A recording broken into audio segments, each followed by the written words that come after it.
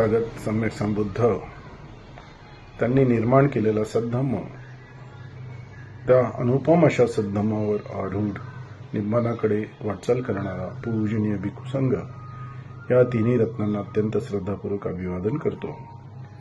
चौथे रत्न म्हणजे परमपूज्य बोधिसत्व डॉक्टर बाबासाहेब आंबेडकर, बहुजनाचे भाग्यविधाता, यांना देखील अत्यंत श्रद्धापूर्वक अभिवादन त्रिवार पंचांग प्रणाम करतो. आपणा सर्वांना अंजलीबद्ध प्रणाम, अभिवादन. प्रियजन हो, आज आपण बघणार आहोत की तृष्णा ही तृष्णा म्हणजे काय. तृष्णा म्हणजे आसक्ती आहे, उपादान आहे.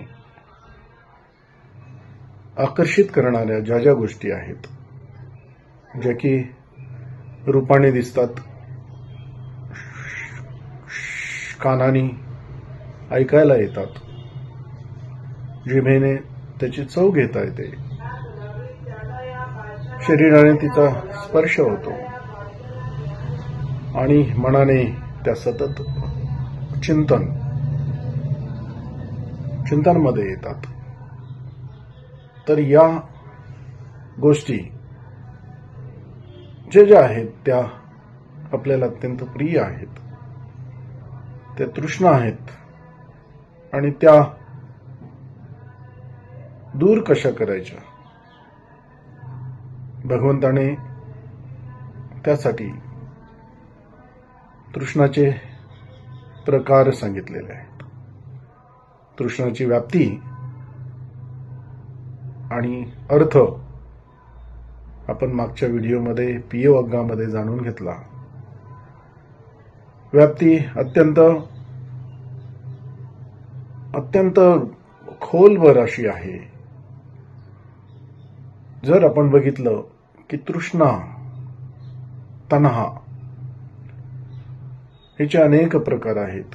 कामतृष्णा, भवतृष्णा आणि विभव तृष्णा ही प्रामुख्याने आहे. आणि भूत, भविष्य आणि वर्तमानाच्या